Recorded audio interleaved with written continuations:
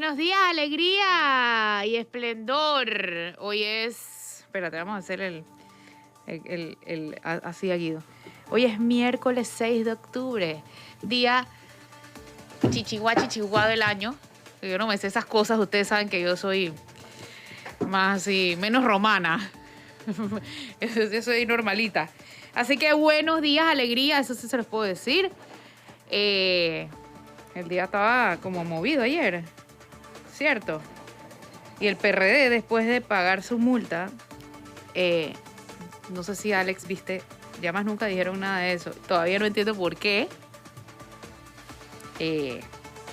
sacaron eso después de ¿cuántos días? Después de mayo, junio, julio, agosto, septiembre, octubre. Después de 6 meses de haber pagado eso, me parece extrañísimo que hayan publicado eso ahora. Algo están escondiendo, pero ya lo vamos a saber. Ya lo vamos a saber. Pronto sale. El Minsa, ya. ¿Adivinen quién llegó? El señor de las efemérides. Buenos días, me perdonan el retraso. No te lo perdonamos. No te lo mereces como Tang. Un accidente en la ruta. Mira tú. Tú vienes por la misma ruta que yo, así que sí, ni bueno, es que tú vengas. pasaste antes del accidente. Exacto. Yo pasé después, me tuve que guiar y todo. El MINSA dio los detalles ayer para la organización de actividades públicas y privadas. ¿Viste eso? Sí. Salió en Gaceta Oficial. Ahí es la reglamentación de los formularios para los que quieran solicitar 100% de aforo en esas actividades. Tienen que llenar un formulario y someterse a las normas de bioseguridad y los protocolos que establezca el MINSA. Nada diferente a lo que ya había durante la pandemia, lo único que ahora sí se permite el 100% de aforo. Panamá, como habíamos dicho ayer, había pronunciamiento, era 5 de octubre, había pronunciamiento de la Unión Europea respecto a las listas. Panamá sigue en la lista de la Unión Europea.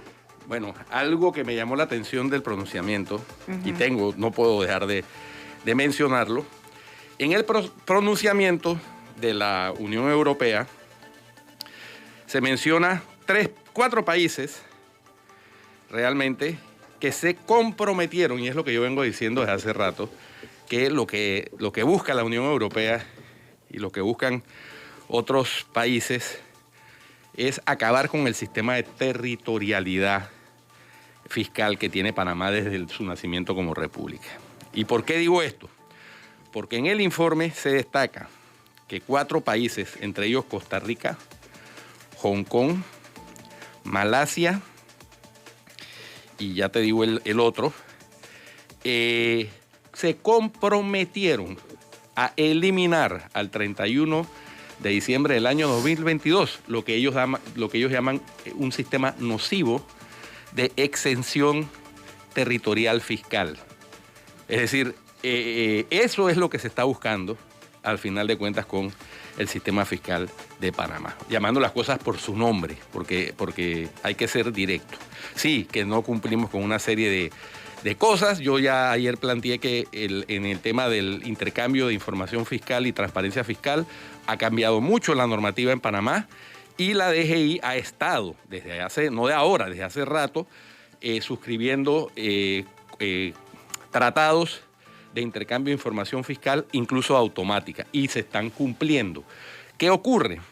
Que hay cosas que ajustar en el sistema societario panameño. Por ejemplo, y eso lo he conversado incluso con el director de la DGI, Publio de Gracia. Por ejemplo, la DGI, en requerimiento de un Estado de los que han suscrito tratados con la República de Panamá de intercambio de información fiscal, le solicita información fiscal a un agente residente sobre determinados clientes y el agente residente lo que hace es que renuncia y no entrega la información, porque la ley le permite renunciar como agente residente. Entonces, esas son las distorsiones que hay que mejorar, sin duda alguna.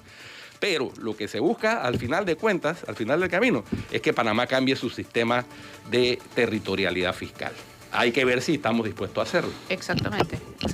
Pero yo creo que hay que revisarlo, porque si no van a comenzar a caer las sanciones a partir del próximo año. Por supuesto. Y eso es lo que viene a ser el siguiente paso. Así que ya ha habido muchas advertencias. Primer llamado, segundo llamado, tercer llamado, ya.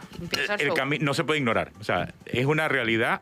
Si queremos seguir siendo un centro bancario de renombre internacional, territorio cooperador. Tenemos que ser un territorio cooperador, exactamente. Independientemente de lo que puede pasar, y las percepciones que puedan existir, ya al aparecer nuevamente en esta lista negra, o resolvemos el problema o entramos en un proceso de negociación, porque a partir de enero lo que vienen son sanciones. Y créame que no nos va a convenir, por ejemplo, en el caso de Alemania, que los bancos alemanes, no permitan hacer transacciones con este país. Costa Rica, Hong Kong, Malasia, Qatar y ellos entraron en la gris. No, sí, son los que se comprometieron el 31 de diciembre de 2022 a eliminar el sistema de renta territorial y establecer el sistema que es la aspiración de los países europeos, sobre todo, de renta mundial. Es decir, que la renta producida en cualquier parte del mundo por sus súbditos es gravable en su país de origen. Yo solo sé que para que algo cambie y salgamos de estas listas, el gobierno tiene que cambiar su posición. Porque como vamos, no estamos haciéndolo. Sí, exactamente. O simple y sencillamente no nos interesa, pues y nos neguemos y seguimos negando. Y a propósito de listas, hay que mencionar, ya Flor lo había dicho ayer, pero lo dijo así como por encimita, la renuncia de Dani Kuzniecki. ¿Sí? Y de Darma Romero también. Sí, Darma Romero se había ido antes. Pero hace menos de un mes. Sí, pero... Se tiene la salida de las dos personas. Pero Dani Kuzniecki renuncia a esa oficina o secretaría o adscrita al MEF técnica sobre el tema de blanqueo de capitales. Comisión Nacional contra el Blanqueo de Capitales. Y él es el secretario técnico, era el secretario exactamente, técnico. Y bueno, nadie nos da explicaciones de por qué renuncia. Ni siquiera él mismo. Ni siquiera él mismo. Hay que él dio una explicación. Él dio una breve declaración al diario de La Prensa. Muy breve. Pero eso no es una explicación. El equipo técnico del MEF ha desarrollado una excelente labor con resultados concretos muy satisfactorios. Es obvio que aún falta camino por recorrer. Se ha culminado una importante etapa y se debe seguir diseñado. Esa es una explicación. Deseo éxitos a quienes asumen esta responsabilidad. Agradezco la oportunidad que se me dio de participar en este proyecto y me retiro con la plena satisfacción de verdad. Esa es una nota de agradecimiento. Los mejores intereses de la nación y mi capacidad y experiencia adquirida durante mi carrera pública y privada. Es una nota de agradecimiento. De la renuncia. Exacto. Yo no creo que le corresponde yo creo que le corresponde al gobierno. No, yo creo que y le corresponde a él. Que renuncia siempre. Claro que sí. Y cuando el cargo es ad honorem también. Le exigimos, no importa. Aunque sea ad honorem, no estamos hablando de cualquier dirección. Es que el cargo es muy importante. Estoy y más en estos momentos. Muy importante, y más en estos momentos. O sea, hacer coincidir. La exigencia es al gobierno, no es. Hacer coincidir esa renuncia. No, yo sí creo que la renuncia esa coincide. Con la inclusión, la permanencia en la lista negra de la Unión Europea. No es cualquier cosa. O sea, no sé. Porque es que queda en el aire muchas conjeturas. Merecemos una explicación. Igual que cada vez que queda en el aire muchas conjeturas. La primera, y es ¿acaso renuncia porque se siente que fracasó en la salida de las listas negras? Es una de las conjeturas. Exactamente. ¿Acaso renuncia porque nadie le hacía caso? Porque esa puede ser otra de las conjeturas. ¿Acaso renuncia? No hay espacio para entender, Flores. Exacto. En un Estado democrático, cuando un funcionario de alto nivel renuncia, hay que dar la explicación de por qué renuncia. Ya. Estoy de acuerdo. Yo no estoy diciendo que yo estoy diciendo que en cargos donde es ad honorem está haciendo un trabajo por el país que no es pero que sea ad honorem, entiendo Flor. que es el caso.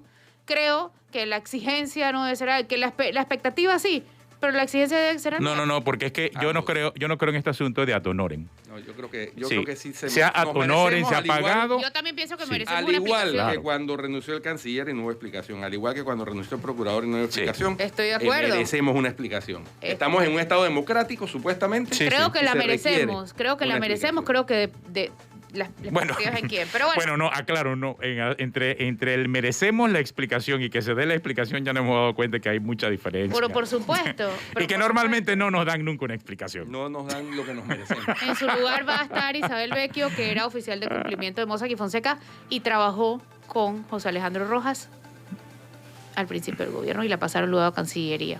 Cuando salió Andy Ferrer, que era una piedra en el zapato de José Alejandro Rojas y compañía limitada.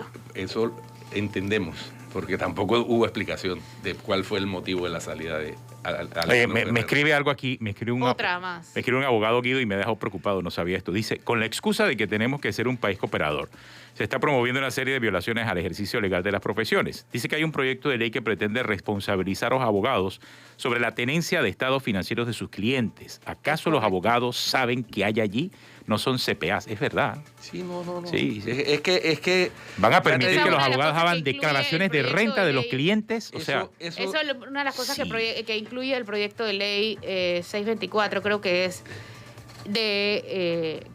que limita, que cambia un poco de leyes del blanqueo de capitales. Y esa es una de las cosas. Y la otra es la multa de 1 a 5 millones de dólares para quien incumpla. Yo me pregunto, ¿cuántas multas de 1 millón ha habido? ¿Cuántas han cobrado como para subirlo a 5? Por primera vez ayer, después de varios años de estar establecido el delito de evasión fiscal, como precedente del blanqueo de capitales además, cuando la evasión sea de más de $300,000 al año, por primera vez ayer, la DGI informó que presentó el primer caso ante el Tribunal Administrativo Tributario. Correcto. ¿No? Para que determine si hay o no lugar a la imposición de la sanción correspondiente. Así que en materia fiscal. Por lo menos un primer caso, o sea, pero vamos avanzando. ¿No? Después de 3 años. Vamos a decir que hacemos un año de paréntesis por la pandemia. Y todavía falta. Y todavía falta que se admita.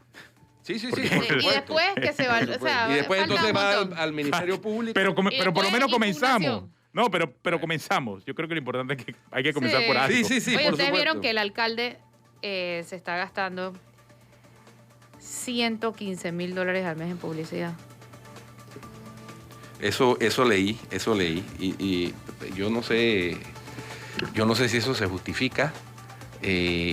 Porque los programas de la alcaldía. Por eso, pero pues yo nada más hago el cuestionamiento. Los programas de la alcaldía, que yo sepa, no requieren una mayor difusión. Esos son $3,830 ¿Cuáles programas al día? ¿Cuáles programas de la alcaldía tú has visto que merezcan una difusión que cueste $115,000 al mes? Por supuesto que ninguna. Pero estamos hablando de $3,800 al día. La gente pierde la proporción y la perspectiva de las cosas. ¿Cuántos niños pudieran estar comiendo ahora que los comedores, y eso sí le compete a la alcaldía, están todos vueltos leña? Que hay tantos que no están operando en este momento después de pandemia. Entonces vas a destinarle $3,800 a publicidad por día, pero los comedores no sirven.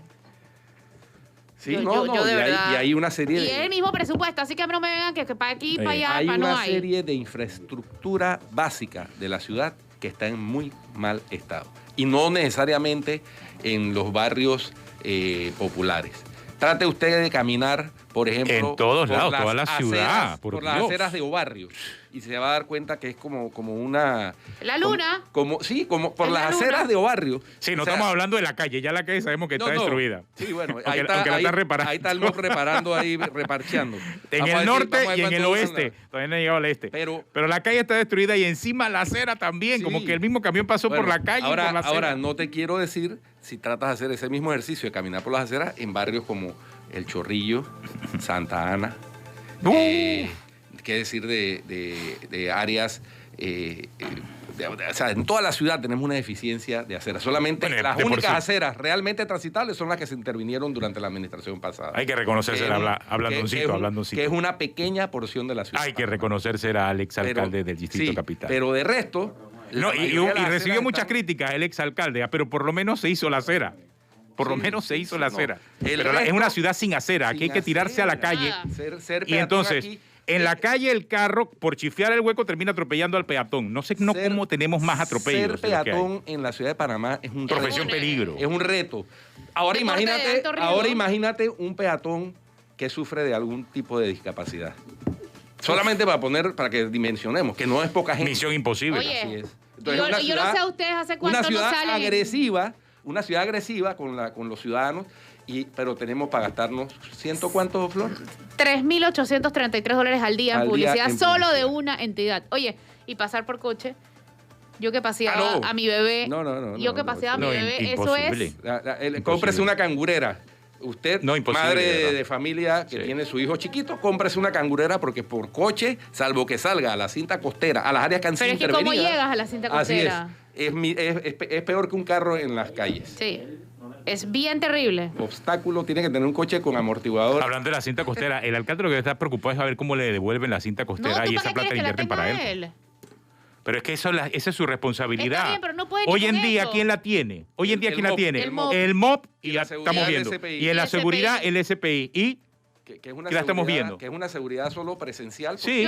Yo mira que viendo... Porque el SPI no sabe cómo custodiar vigilancia policial, etcétera. Ellos están ahí, hacen una especie de tarea de disuasión. No, si fuera un alcalde que hiciera su trabajo como debe, yo te diría, yo metería la ficha como para lograr que le cambie. Pero a este, ¿para qué? ¿Para que le haga publicidad a la cinta costera por 7,000 al día? Flor, a propósito, ayer me sugeriste algo. ¿Qué o qué? Hice la tarea, lo de las mini historias. Hice la tarea y hoy era uno de esos días en donde no había mayor celebración. ¿Qué había hoy? Hoy es el Día Mundial de la Parálisis Cerebral. Okay. Es todo lo que encontré de celebración para el día de hoy y ya. Entonces no había nada con qué asociarlo, ¿no? Así que... Pero bueno, ya que menciona la publicidad del alcalde... Bueno... Oye, tenemos una pausa porque está nuestro invitado pendiente ya, Felipe Chatman, para hablar de este tema de las listas. Oye, Día Internacional del Agua, ¿cómo así? No, hoy no. Aquí, y del Día del Logístico, y Día de la Infancia, y de los museos municipales.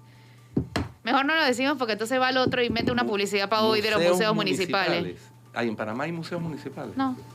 Yo creo que son nacionales todos. Quizás no hay ni museo. No, sí hay. Tenemos una no pausa. Ya regresamos aquí en Cuarto Poder.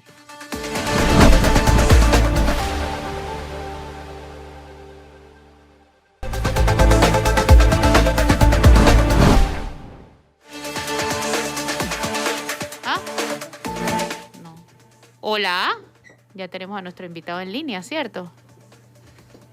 Aquí estoy. Ahí está con nosotros Felipe Chatman, Flor. Hola. Hola. Felipe, ¿cómo ves este tema de las listas negras? Yo esta mañana hablaba con un banquero en el noticiero de la mañana y él sí me ponía en perspectiva algo y se trataba de Moisés Cohen. Me ponía en perspectiva... Escuché la entrevista. Sí, el impacto que esto está teniendo de forma directa, porque hablamos mucho de percepción, sale en Pandora Papers, salimos en las listas negras, pero es que la percepción es la realidad. Y no es un tema de mala o buena imagen, es un tema que comienza ya a afectar y va a comenzar a afectar las finanzas del Estado y de las empresas privadas que trabajan con ese Estado panameño. ¿Tú cómo lo ves, Felipe? Igual que el color de las listas, lo veo negro. ¿Qué tanto más o menos hemos hecho a tu juicio? Porque hoy también Moisés Cohen decía, tenemos 20 años en esto y no ha habido institucionalidad o seriedad quizás institucional para tratar este tema. Mira, yo lo resumo de la siguiente forma.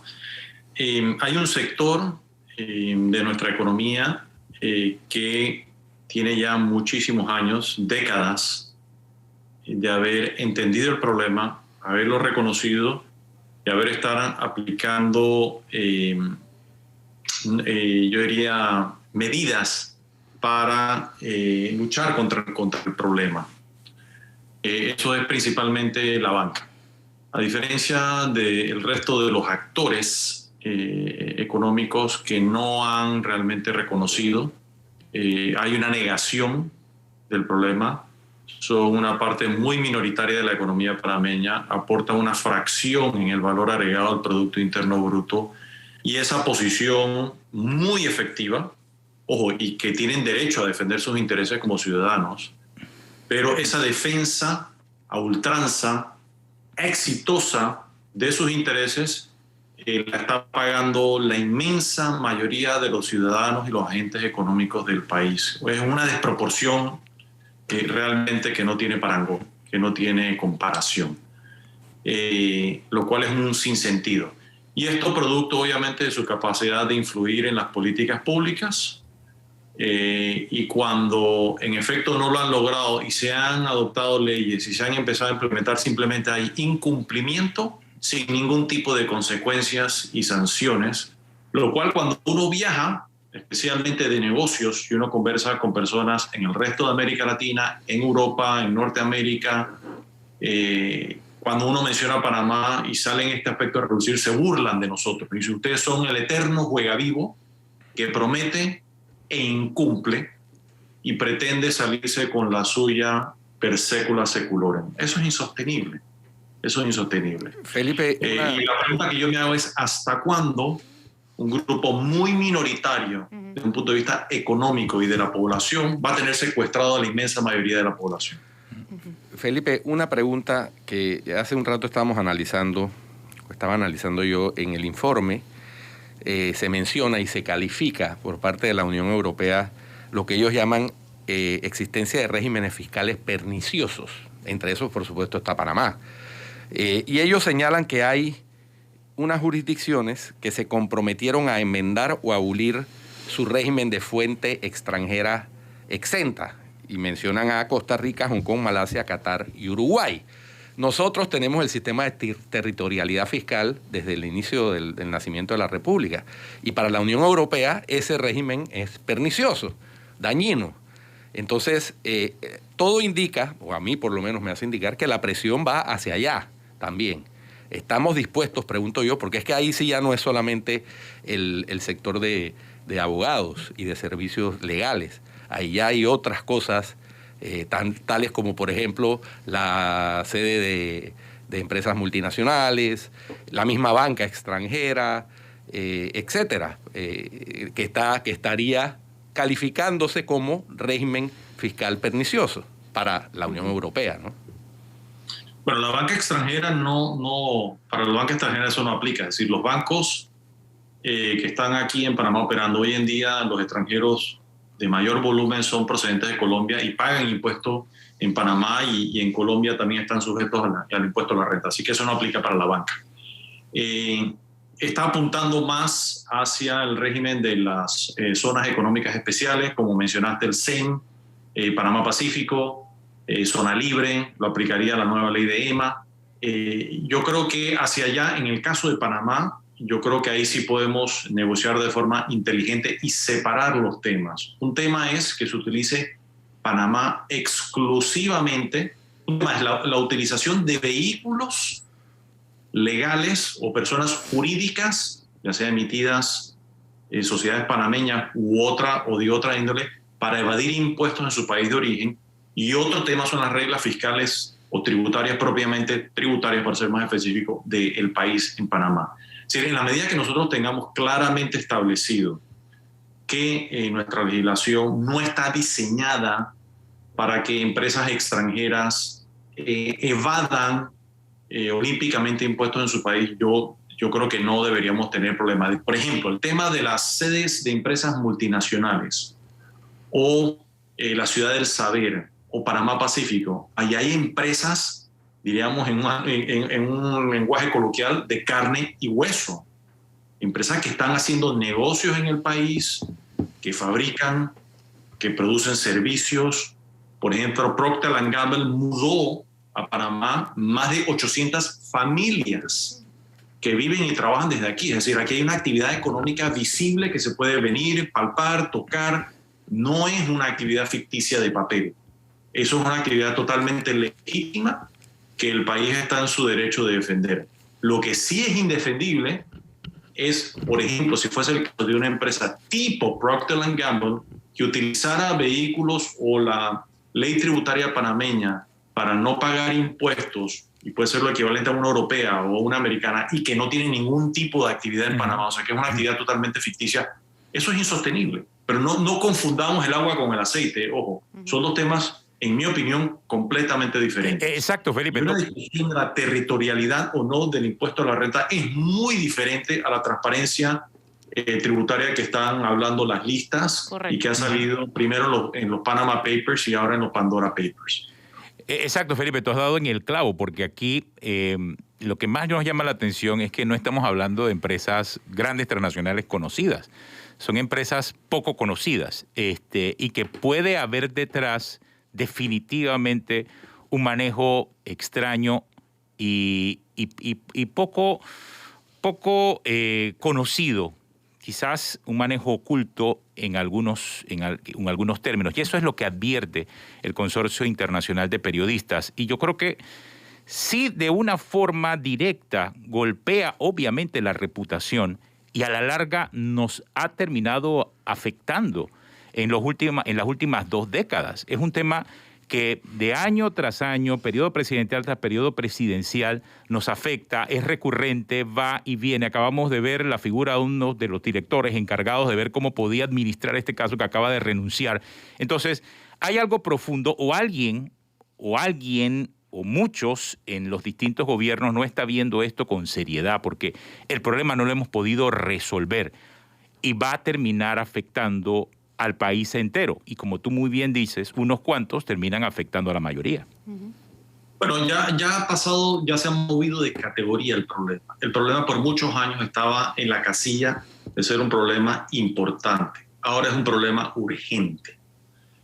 Así que los gobiernos, y le va a tocar al actual presidente Cortizo, reconocer que ya pasó, ya se movió de cuadrante, de importante a urgente para atacar el problema. Pero fíjate, y en efecto, no solamente nos está afectando la reputación, y voy a dar ejemplos sencillos de reputación. Panamá es un país muy pequeño, donde parte de nuestra prosperidad o de bienestar de todos los ciudadanos depende de estar conectados con el resto del mundo. Esa conexión que lleva a hacer un negocio no solamente en América Latina, sino en Europa, Estados Unidos, y por ejemplo, y cosas tan sencillas como si uno tiene un pariente viviendo fuera del país, en Estados Unidos o en Europa, por las razones que sean, y uno, por ejemplo, necesita hacer una transferencia bancaria, que le detengan esos fondos y se los cuestionen porque vienen de Panamá, eso realmente es vergonzoso. Y continuará pasando hasta que nosotros realmente digamos, bueno, sí, hay este problema, lo vamos a atacar y lo vamos a resolver, y ya dejemos ese estado de negación. Yo quisiera comentar otro tema interesante en el caso de los Pandora Papers que me llamó mucho la atención. El caso de la firma de abogados Alemán, Cordero, Galindo y Lee. Yo tengo, pero desde que tengo memoria de conocer, si no a todos, a varios de los socios de esa firma, y han sido de los pocos voceros en el ámbito legal que proveen servicios de sociedades anónimas, que ha estado promoviendo la adecuación de Panamá hacia la nueva normalización corporativa y económica. Y mi entender es que ellos estaban no solamente identificados, sino practicando las nuevas normas que se exigían, que se están exigiendo a nivel global, siendo duramente atacados por firmas, colegas de ellos que están en desacuerdo de ellos, que están en su derecho de estar en desacuerdo, pero estamos pagando el costo todos los ciudadanos. Yo sí destaco... Entonces, fíjense, ya el tema se va enrareciendo tantos que aquí está viniendo lo equivalente a este camión, a este bulldozer, y ese va a arrollar a todos, a justos y a pecadores. Entonces, mi mensaje es: reflexionemos. Ya el problema nuevamente pasó de ser importante a ser urgente, y si no lo atendemos, ese ciudadano que se siente alejado del tema, cuando vea las consecuencias en términos de me cuesta más comprar una casa, o tengo un pariente en necesidades fuera del país y no le puedo enviar dinero, entonces en ese momento diremos, fíjense que es que tenemos un problema. No, ya para ese momento nos va a tomar muchísimo más tiempo y trabajo salir de esa situación problemática. Yo sí destaco, en la misma línea de lo que decía Felipe, la transparencia que ha mostrado Alcogal después del escándalo.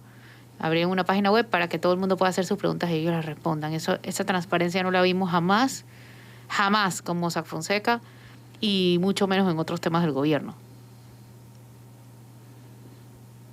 De acuerdo. No sabía lo de la página web, pero me parece una excelente iniciativa. Sí, ellos abrieron una página que se llama Alcogal Responde, y donde hay una serie de planteamientos, preguntas frecuentes, la legislación que rige en Panamá, y lo que ellos han hecho para cumplir la legislación. Yo decía ayer que la diferencia también es que Alcogal es un bufete de abogados completo, o sea, no solamente... O sea, no solo abre sociedades. Exacto, la rama de corporativa, de ofrecer corporaciones, fundaciones, etcétera, es una de las áreas, y no necesariamente la más importante de la firma. Es una firma de abogados litigantes más que todo. Entonces, esa es una diferencia sustancial entre el caso de Mossack Fonseca y Alcogal. Pero también la transparencia que han mostrado y la proactividad en materia de... Pero inclusive, si no hubiesen salido los Pandora Papers, el problema hubiera sido, ya estaba moviéndose del cuadrante de importante hacia urgente. Es decir, no hubiésemos, el tema de, no es que no salimos de la lista que se anunció ayer por el tema de los Pandora Papers, eso iba a pasar de todas formas. No, y viene Gafi Yo creo ahora que Dani también. Kuniecki iba a renunciar de todas formas.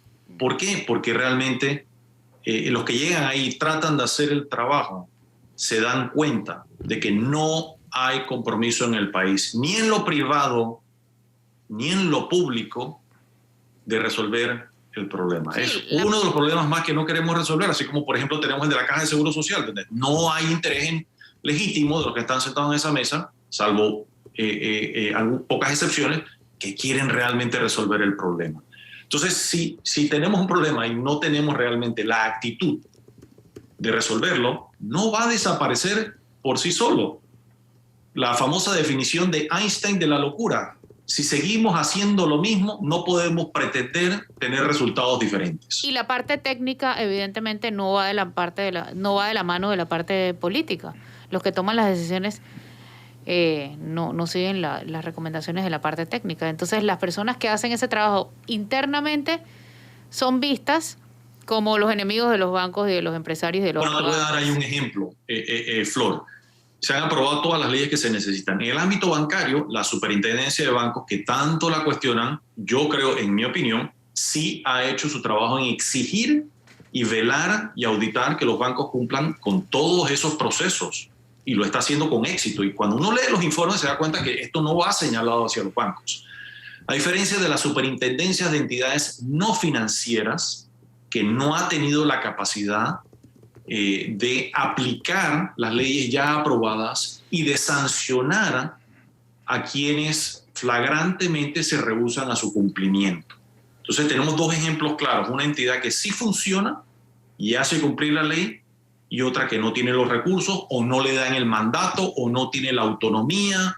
Las razones pueden ser muchas y habría que conversar con los quienes han vivido esa experiencia, que no ha tenido la capacidad, por ejemplo, ni de fiscalizar a las firmas de abogados, ni de fiscalizar a otros agentes económicos que no son solamente ellos. Las leyes señalan casos, por ejemplo, en la construcción, en la industria de apuestas y casinos, en algunos operadores en zonas libres, o sea, señalan en casas de cambio, se señalan varias actividades, obviamente los de mayor perfil, y también resultan ser los mayores voceros y defensores del status quo, son muchos abogados internacionales, así que por eso uno tiende a hacer esa conexión directamente que los abogados son los únicos que se oponen. No solamente los abogados. Lo que pasa es que los abogados que se oponen tienden a ser los más vocales, ¿no? Exacto. Hay una diferencia muy grande. Yo no he visto ni un banco, ni un banco que salga públicamente a decir que está en desacuerdo con ajustarse a la nueva normalización de conozca a su cliente y de dar a conocer y de tener los controles contra el lavado de dinero y el financiamiento a armas masivas y al terrorismo. Claro. Ni uno. Y si hay uno, por favor, me lo comenta. Sí, totalmente. No que yo sepa.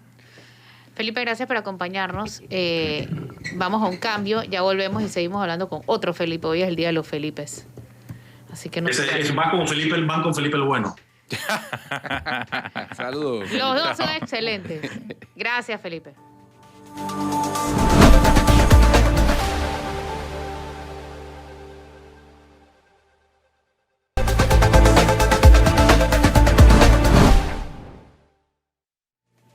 Regresamos a Cuarto Poder. Vamos a hablar de criptomonedas, ¿no? Criptomonedas. ¿Tú usas criptomonedas, Flor? Yo no, ¿y tú? No, yo tampoco. No me he atrevido todavía. Yo he estado... Yo no lo entiendo. Yo quiero que Felipe Chandi me lo explique. Sí, yo he estado curioso. Pero creo que ese sistema es el futuro. Ojo, no hay que demonizarla, es el futuro. Yo sí creo que es el futuro. Todo lo que es el sistema de blockchain es un sistema ultra seguro. Como toda cuestión novedosa, al principio causa aprensiones. Es natural. Esa es una reacción. Lo que sí no creo es lo que hizo este señor Bukele ahí en El Salvador de hacerlo de curso legal obligatorio. Además se casó con una de las criptomonedas. Sí, encima solamente una. Quizá la más conocida, pero no necesariamente la mejor. Eso nos lo va a explicar el experto, Felipe. Pero creo que aquí hay un proyecto de ley interesante que sí ve ya la manera de regularizar el sistema de la criptomoneda. Creo que es un buen paso. Flor. Yo quiero entenderlo, porque yo no entiendo nada de este tema, Felipe. Así que bienvenido. Claro, gracias por tenerme acá. Se los trato de explicar lo más brevemente posible.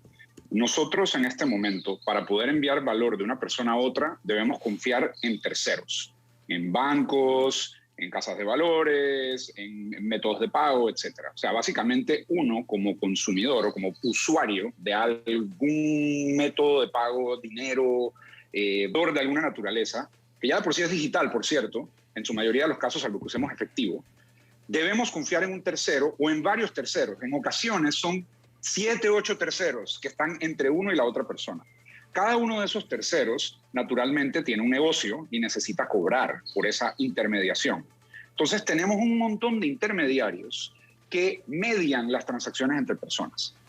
Bitcoin y los criptoactivos, usando tecnología que se llama blockchain, permiten que se haga esto de manera peer-to-peer. Es decir, que se elimine la necesidad de esos intermediarios para poder transferir valor y que se llegue a un consenso descentralizado de quién es dueño de qué en esa base de datos. Eso es impresionante, eso no se había podido hacer nunca antes de manera digital, por supuesto, se podía hacer con efectivo, pero no se podía hacer de manera digital. Y eso abre un mar de posibilidades porque el Internet nos da superpoderes. Uno puede estar en varios lugares al mismo tiempo, uno puede hablar con una persona del otro lado del mundo en segundos. Imaginen aplicar eso al dinero y a las cosas de valor, a las cosas escasas. Ese es como el resumen, Flor. Obviamente podemos entrar en miles de detalles, pero pues en interés del tiempo, entender cómo esa posibilidad de mover valor de manera instantánea, así como lo hicimos con WhatsApp. No sé si se acuerdan el mundo antes de WhatsApp, donde uno para hablar con una persona en otro país tenía que llamar a la operadora, hacer una llamada internacional, etcétera, etcétera, etcétera. Era carísimo, era lento, había que hablar con varios intermediarios. Luego las llamadas internacionales empezaron a ser más baratas y ahora podemos hablar con alguien por video en Malasia, si nos da la gana, súper rápido, de manera instantánea y a un costo muy, muy bajo o insignificante. Felipe, explícanos algo. Hoy en día, cuando se hace una transacción, alguien que tenga banca en línea, de cualquier banco, el que sea, esa transacción en línea se hace con la garantía de un banco que sustenta la transacción. En el sistema blockchain no existe eso, es directo, no hay intermediarios. ¿Eso cómo se da? ¿Cómo se funciona? Más o menos. ¿Cómo funciona? O sea, quiero tal vez cuestionar tu premisa. Tú dices que se hace con la garantía de un banco que sustenta la transacción. Yo diría que se hace confiando en un banco que ejecuta tu transacción. O sea, tú tienes que confiar en ese banco y si tú vas a enviar a otro banco... Claro, es que el banco te da esa garantía actualmente. Claro, pero ahí dependerá de cuál banco. Entonces, ¿cuál es la garantía en la otra? Tiene el beneficio de tener un banco para empezar. En Panamá más de la mitad de la población no tiene cuentas bancarias. Y además, cuando tú haces una transacción entre un banco y otro banco, no solo tienes que confiar en el banco tuyo, en el que tú decidiste depositar tu dinero y que supongo que te inspira confianza, sino en el tercer banco, cuarto banco, intermediario número 5, 15, 16. No digo que eso esté mal, eso es obviamente parte... No es que está mal o está bien, es lo que se hace hasta ahora.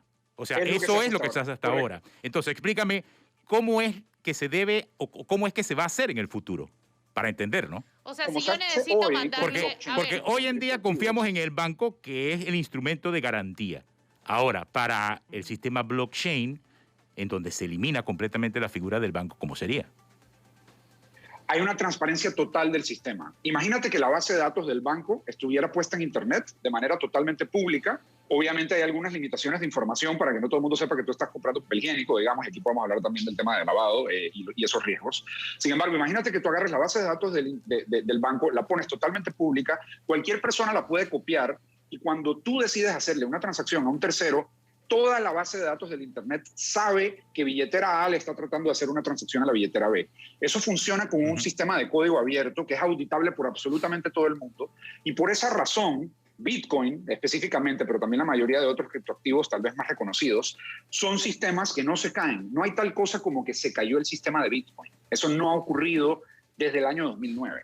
Porque no es centralizado, no hay una persona que lo maneja, sino que hay un montón de nodos que están conectados y esos nodos son públicamente auditables por cualquier persona y permite que básicamente cualquier persona audite si se está haciendo trampa o no se está haciendo trampa en el sistema. De hecho, el mismo sistema previene que se haga trampa. Es la diferencia entre Wikipedia y una enciclopedia centralizada. Wikipedia es editable por cualquier persona, pero tiene una comunidad que tiene reglas muy claras para poder asegurarse que Wikipedia tenga información fehaciente. Imagínense eso muchísimo más robusto, protegido por criptografía, que básicamente es la base del Internet en este momento, para poder permitir a que las personas transfieran dinero de punto A a punto B. ¿Será posible hacer algo así como lo que ha hecho Bukele en El Salvador? ¿Tú cómo ves eso? Bueno, creo que hay que distinguir las cosas. El Salvador es un país muy diferente al de Panamá y a muchísimos otros países. 23% de toda la población salvadoreña, 23% de todo el Producto Interno Bruto del Salvador es remesas, entrantes al Salvador. Entonces, Bukele, como persona que busca popularidad, como la mayoría de los políticos, lo que dice es: voy a hacer súper baratas esas remesas, estableciendo Bitcoin como moneda de curso legal y facilitando que las transferencias internacionales, que a las personas que no tienen cuenta bancaria tienen que irse a remesadoras súper caras, básicamente les da una opción prácticamente gratuita. Eso es lo que pasó en El Salvador. Panamá es un país muy diferente. Nosotros somos un país exportador de remesas. Nosotros no tenemos 23% de nuestro Producto Interno Bruto en remesas. Nosotros, además, hemos sido un país abierto al mundo. Nuestro escudo dice Promundo y Beneficio, y en teoría, además, respetamos la libertad contractual y la libertad de las personas para poder hacer los negocios de la mejor manera que consideren. Y nuestra Constitución, además, establece que no tenemos papel moneda de curso forzoso. Por lo tanto, en Panamá no podemos hacer lo que El Salvador quiso hacer. Primero que todo, sería inconstitucional, y segundo, creo que no está adecuado a nuestra realidad económica. Nosotros lo que deberíamos de aspirar a hacer es un centro financiero de vanguardia, es decir, compatibilizarnos con el Internet. No sé si ustedes conocen, hay una frase famosa del Principito que dice que si quieres construir un barco, no empieces por buscar madera o cortar tablas, sino que evoca primero en los hombres y mujeres el anhelo de ir al mar, libre, ancho. Nosotros, desde que recuperamos el canal, perdimos ese anhelo de ser un país de verdad, de vanguardia de la humanidad y de futuro.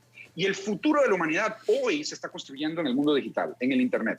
No en el mundo físico. Ojo, el mundo físico seguirá siendo muy importante, naturalmente.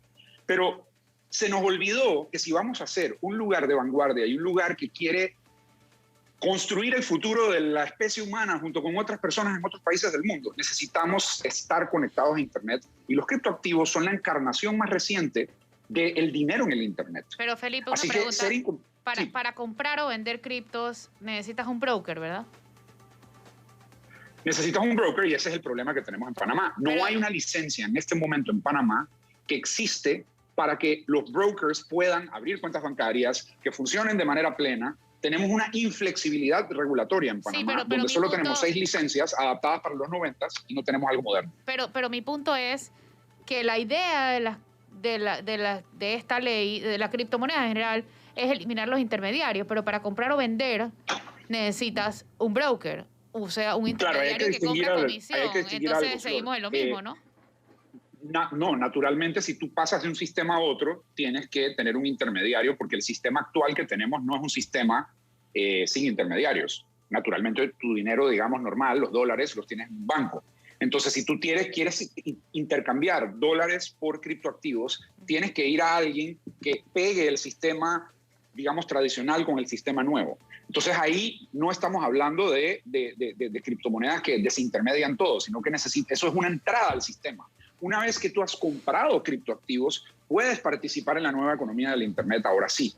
Hay que intercambiar, o sea, que distinguir ambas cosas. O sea, una cosa es entrar a la economía de los criptoactivos, que naturalmente sí requiere intermediarios, y otra cosa es, ya estando en la economía de los criptoactivos, cómo tú puedes participar de maneras que no eran posibles antes. Felipe, de verdad que tu explicación es sorprendente. Nosotros tenemos que comprometerte para un próximo programa completo, Felipe, para que nos expliques esto muy bien. Felipe se demora más que yo en responder.